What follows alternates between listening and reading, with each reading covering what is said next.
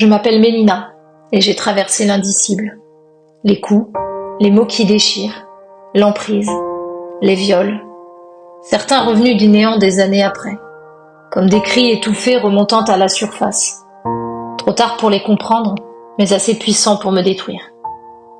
Il y a eu le silence, le sentiment d'injustice, le deuil d'un enfant.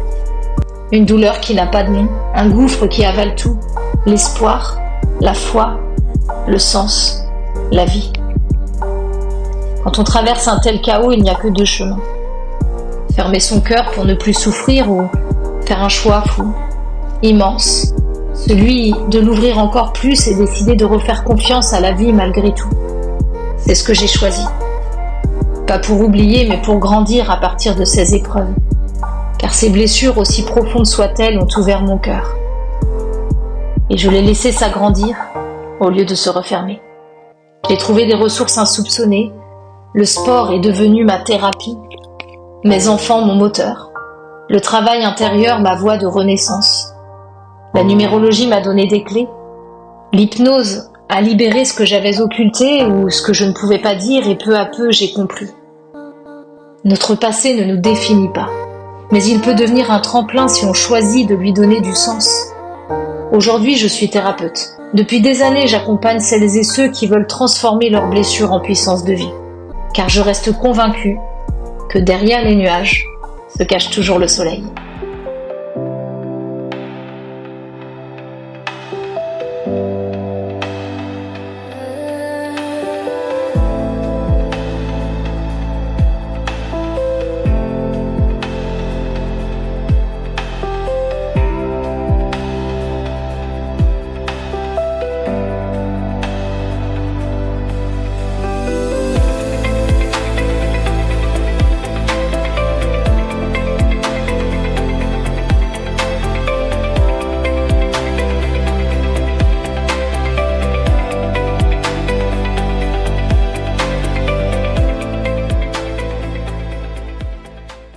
Salut les amis, et oui aujourd'hui ce soir, je suis à Chaland. Alors voici les backstage. Une super loge, là ça rigole pas, donc je vais travailler un petit peu et tout, tranquille, salut. Et allez viens, on va aller voir le public. Vite fait, hop, on part par là, vous me suivez toujours hein. Alors là c'est un peu sombre. Hop. On arrive sur scène.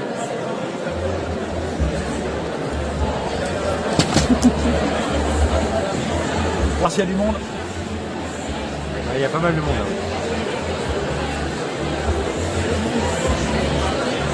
Eh ouais, 900 personnes ce soir à Chaland. Wow, je vais mettre le feu, ça va être un truc de dingue. Allez, affaire à suivre.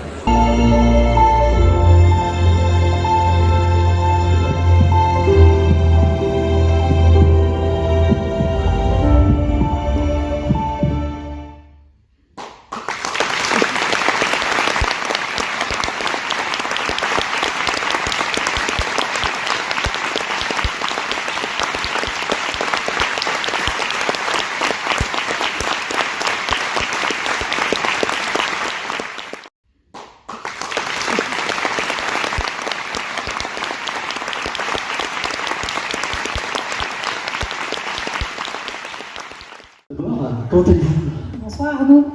C'est bon, oui, c'est tout bon. Bonsoir à tous. Je vais très bien ce soir. Merci beaucoup. Alors j'ai lu votre livre, nous nous sommes rencontrés.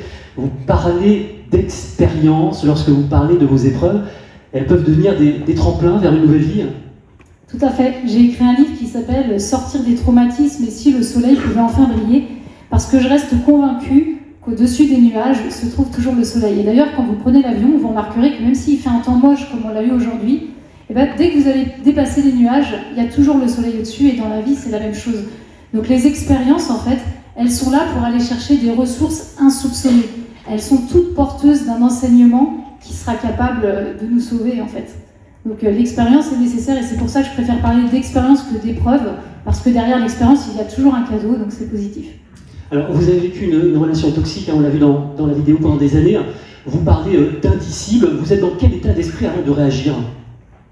Alors, j'étais au plus mal, en fait. Je dirais que je pouvais me comparer à un pantin, en fait, à une marionnette. Il faut savoir qu'à ce moment-là, je tenais une boulangerie-pâtisserie avec mon ex-mari. Et je me levais à 5h30, je m'occupais des enfants, je m'occupais du magasin, je rangeais, le temps de faire les bains des enfants, les devoirs, etc. Il était tout de suite 22h et en fait, j'étais en mode survie. Je ne réfléchissais plus, je vivais, je survivais, je dirais plus. C'est-à-dire qu'il fallait sourire toute la journée aux clients, les enfants étaient à l'école en face, il ne fallait pas montrer la violence, il ne fallait rien montrer. Une fois que la porte était fermée, les gens ne savaient forcément pas ce qui s'y passait. Mais on ne peut pas en fait montrer ce qui se passe quand on tient un commerce dans une commune de 2000 habitants où la boulangerie est un des seuls commerces. Donc on se cache et on survit, tout simplement. Alors la résilience, c'est un long parcours par différents aspects. Il y a eu plusieurs déclics qui vous ont fait réagir. Vos enfants, votre médecin qui aura les bons mots, vos plaintes aussi à la gendarmerie. Tout à fait. Alors en fait, ça s'est passé en plusieurs étapes. Ma fille qui avait 8 ans à l'époque, un jour m'a dit « Écoute maman, j'en peux plus. C'est plus possible cette violence à la maison. Il faut qu'on trouve une solution. Il faut que dans moins de 15 jours, on ait trouvé un logement. » Et je lui dis bah, « Ma chérie, c'est super ce que tu es en train de me dire, mais en fait 15 jours pour trouver un logement, ça va être compliqué. » Et je l'ai écouté. Ça a été un premier déclic. Je suis partie à la mairie d'une commune que je connaissais bien, dans laquelle je suis aujourd'hui, sur Saint-Philbert-de-Grandlieu. Et je suis allée pour demander s'il y avait un logement social, parce qu'il faut savoir que j'étais conjoint collaborateur. Donc pour ceux qui connaissent, en fait, j'étais la gentille femme qui aidait son mari, mais qui n'était pas payée pour ce qu'elle faisait, pas reconnue au niveau des impôts. Donc j'arrivais avec zéro. Et à la mairie, ils ont été très à l'écoute et ils m'ont dit « Mais madame, en fait, dans la situation dans laquelle vous êtes, c'est pas d'un logement social en fait que vous prétendez, c'est vraiment un logement d'urgence. C'est une urgence vitale. » Donc 10 jours après, j'avais un logement. C'était incroyable. Là, je me suis dit, Lucie parlait d'univers. Quand on croit en la vie, en fait, il y a des choses qui se passent. Et je me suis dit, ma fille a été entendue. Ma fille a été entendue. En fait, elle a cru, elle a demandé en la vie. Et 10 jours après, on avait un logement. Le jour de la Saint-Éric, d'ailleurs, qui est le prénom de mon mari d'aujourd'hui. Donc, c'était aussi une belle synchronicité. Donc, j'ai eu ce logement d'urgence. Mais, comme je vous l'ai dit, je travaillais en boulangerie. Et on était deux, donc il y avait mon ex-mari à la fabrication et moi j'étais à la boutique. Donc je me suis dit, je ne vais pas pouvoir quitter la boutique comme ça, ça va partir en faillite. Donc je continuais de venir travailler. Je rentrais le soir au logement d'urgence et je revenais pour travailler et emmener les enfants à l'école. Et puis un jour, complètement démunie, je vais chez mon médecin. Et là, j'arrive, je m'effondre chez lui et je me mets à pleurer et je lui explique ce que je vis.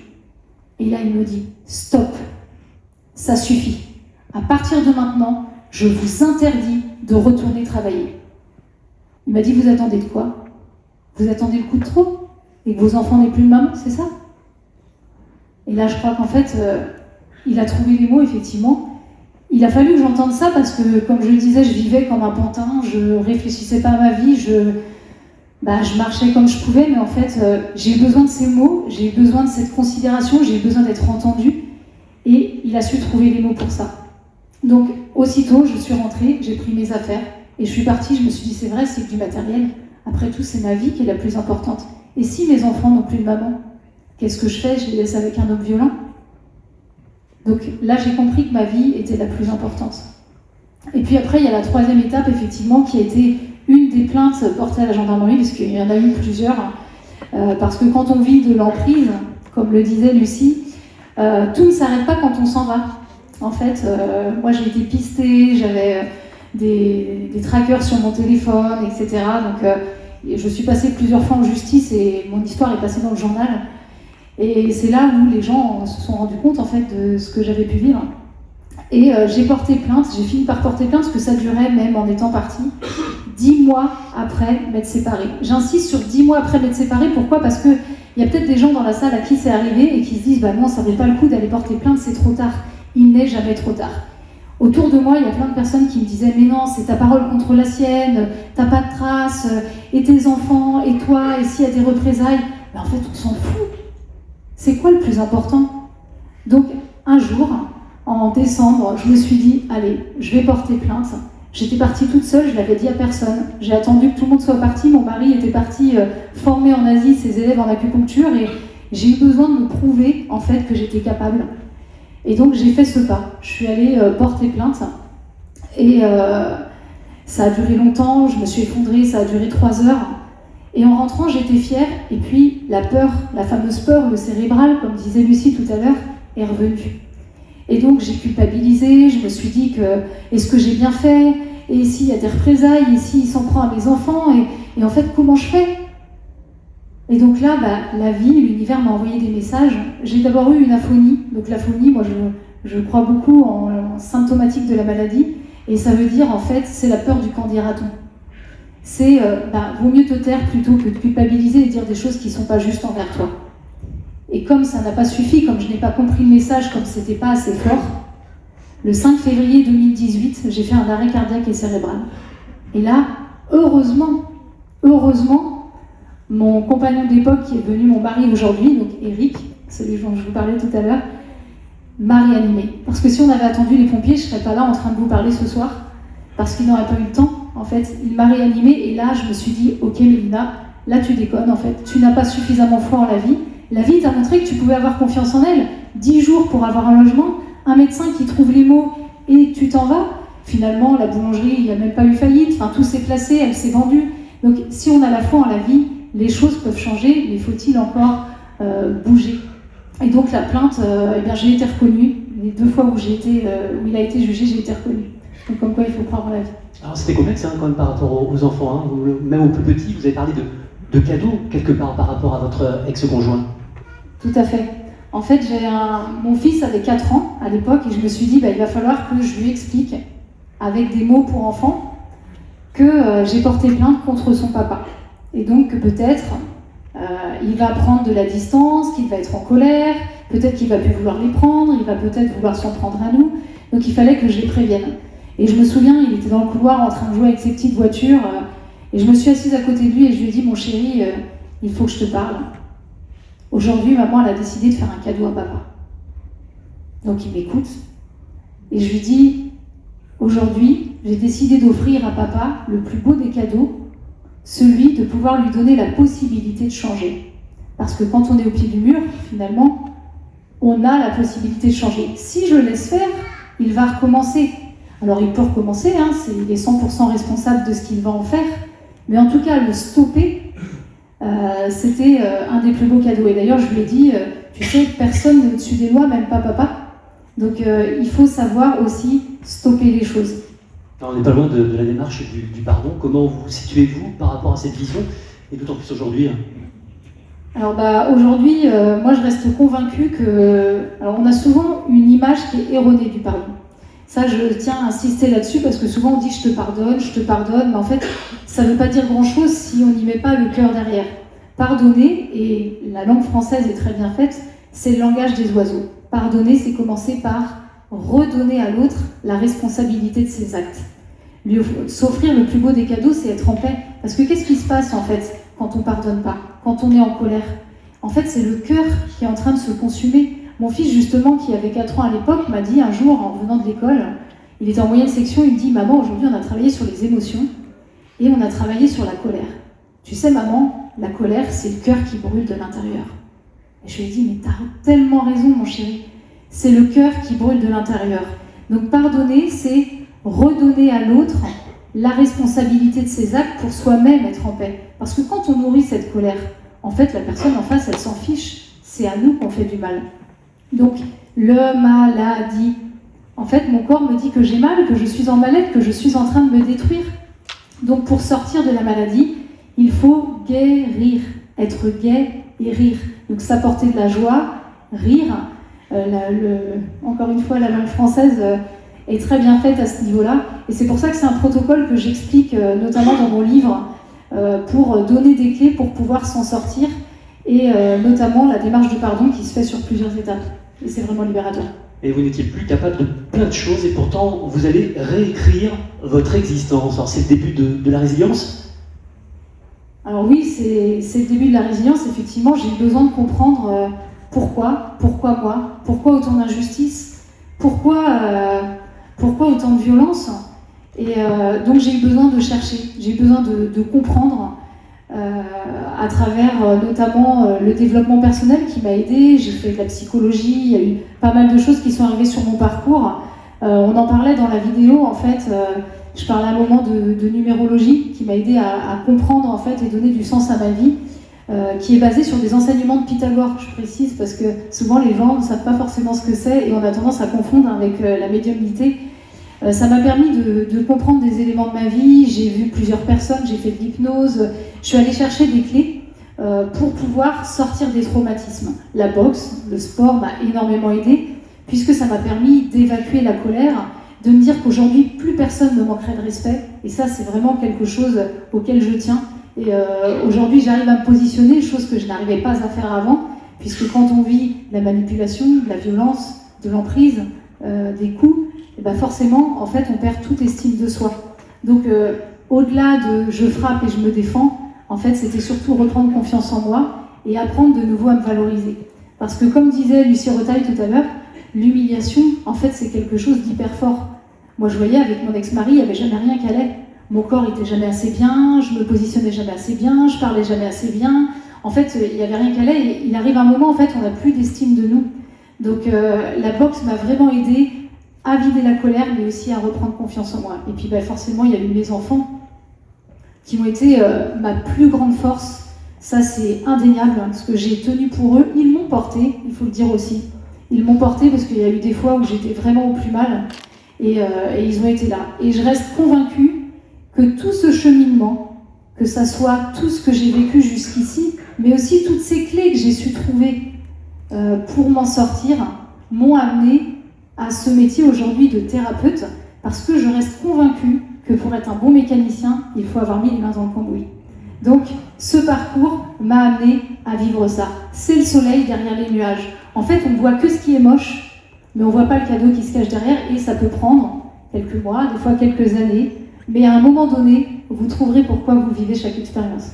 Et pourtant, nous sommes souvent dans ce genre de situation, en plein déni. Et dans votre livre, vous dites « La résilience passe par dépasser la victimisation et reprendre le pouvoir sur sa vie ».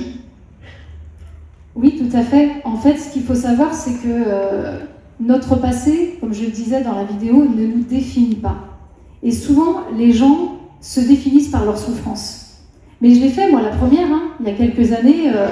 J'aurais pu me présenter en me disant « Bonjour, je suis Mélina, j'ai vécu la violence conjugale, etc. » En fait, ça me donnait un intérêt, ça me donnait de l'importance.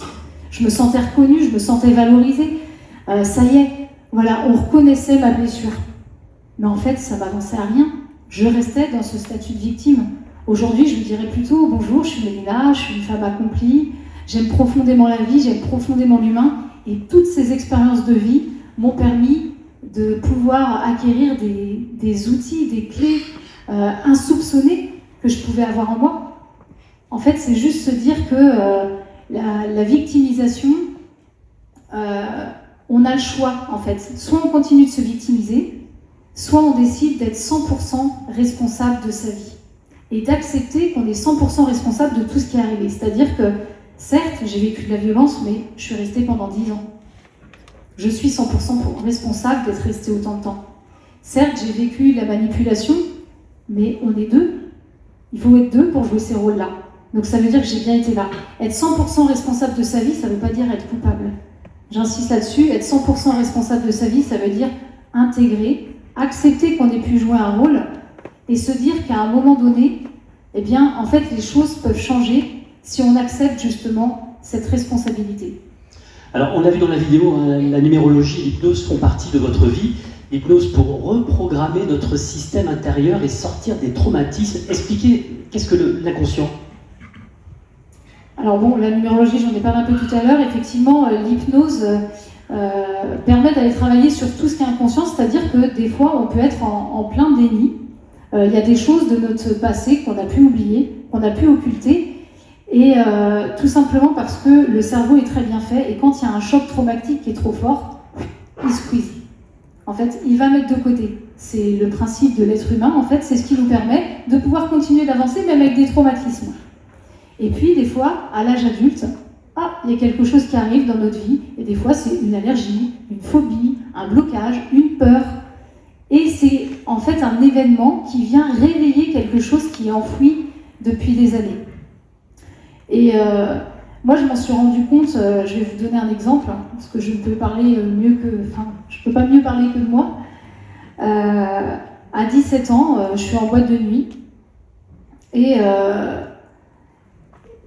voilà, je me rends compte, à un moment, je veux aller aux toilettes, et là, je commence à voir tout flou, j'essaie de suivre la ligne qui est au sol, et plus de souvenirs.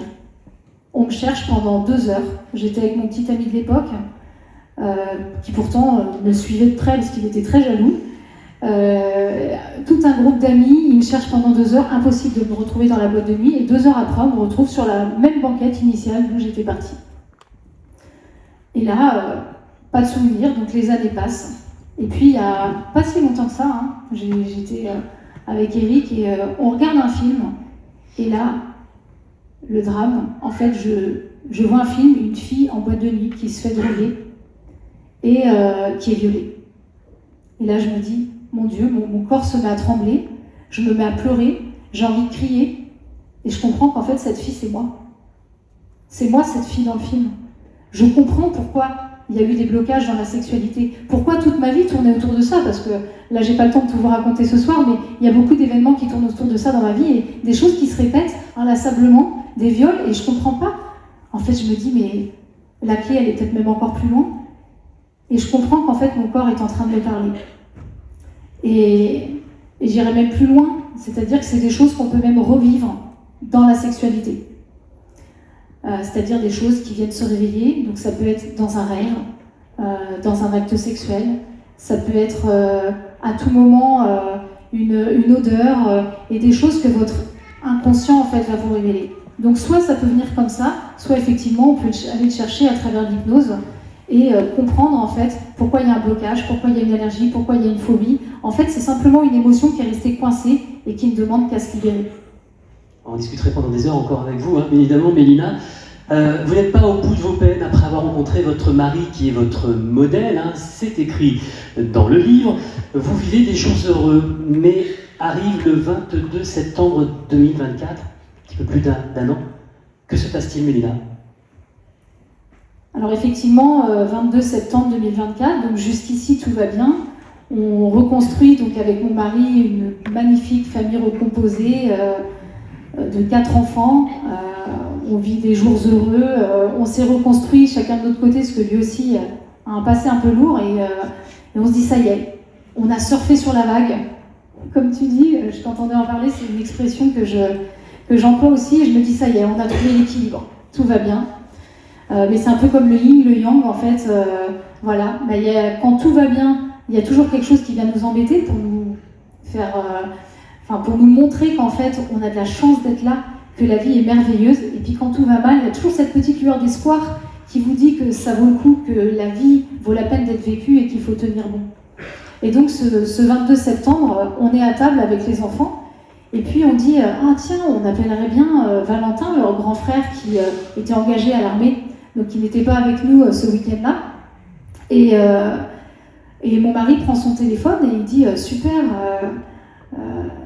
tiens, c'est incroyable, quelle synchronicité, Valentin nous a appelés. Donc on se dit, voilà, on met sur haut-parleur, on pose sur la table. Et ça décroche et mon mari dit, coucou mon grand, c'est papa, t'as essayé de m'appeler ? Et cette phrase, elle restera à jamais gravée dans ma tête et dans mon cœur. Ça me ramène de l'émotion. Là, j'entends, on entend tous, monsieur, c'est la gendarmerie de Montaigu. Un blanc. Monsieur, c'est la gendarmerie de Montaigu, j'ai une mauvaise nouvelle à vous annoncer.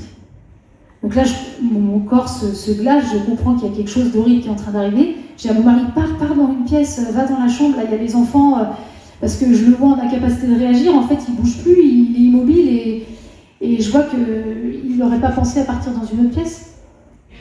Et là je comprends, je vais le voir et on nous annonce de but en blanc que Valentin est décédé. Que Valentin est décédé, victime d'un accident de circulation, qu'il sortait de son véhicule et qu'il s'est fait écraser, qu'on ne pourra pas le voir parce que c'est la tête qui a pris. Deuxième enfant que mon mari perd dans les mêmes circonstances, 15 ans après, quasiment au même endroit. Quelque chose qui se répète.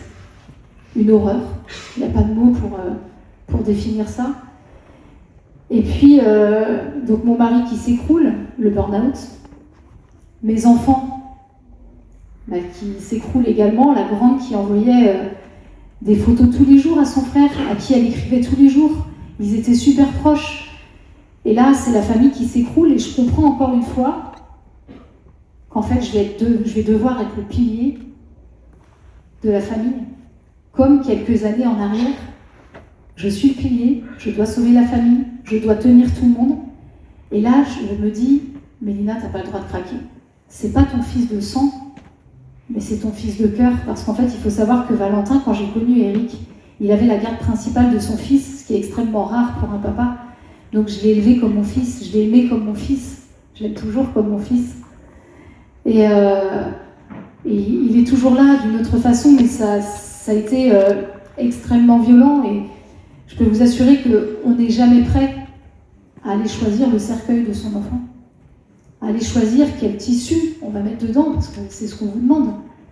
C'est horrible, ça ne va pas dans l'ordre des choses, et 2 fois, ça se répète. Et là, donc, je vois tout le monde qui s'écroule autour de moi, et donc j'ai pas le choix. Je tiens. Et je me dis que de toute façon, il va falloir tenir. Donc, encore une fois, je suis allée chercher des ressources insoupçonnées qu'on ne pense pas avoir. Mais pour finir sur une belle note, parce que c'est vrai que c'est forcément tragique ce que je suis en train de vous raconter, j'ai envie de vous dire que ce soir, je suis là. Je suis debout, ou assise là, mais debout devant vous, pour vous dire qu'en fait, ces expériences, parce que je pense toujours que même si ça paraît complètement dingue, derrière chaque expérience, il y a un cadeau. Je sais qu'il est là à nos côtés d'une façon différente, mais qui nous guide au quotidien. Je reste convaincue que c'était sa mission, et que sa mission devait nous faire vivre la nôtre. Et qu'encore une fois, si pour être un bon mécanicien, il faut avoir mis les mains dans le cambouis, si aujourd'hui je suis capable d'accompagner des personnes qui ont vécu de la violence, qui ont vécu de l'humiliation, qui ont vécu le deuil, qui ont vécu des viols, c'est que ma mission, elle est là. C'est que ma mission aujourd'hui, c'est d'être thérapeute, c'est que ma mission, c'est d'aider l'humain. Parce que j'aime profondément l'humain, j'aime profondément la vie. Et donc c'est pour ça aujourd'hui que je suis devant vous pour vous partager cette expérience et vous dire que ça vaut la peine de croire en la vie, parce que quand on y croit, elle peut vraiment vous montrer de merveilleuses choses.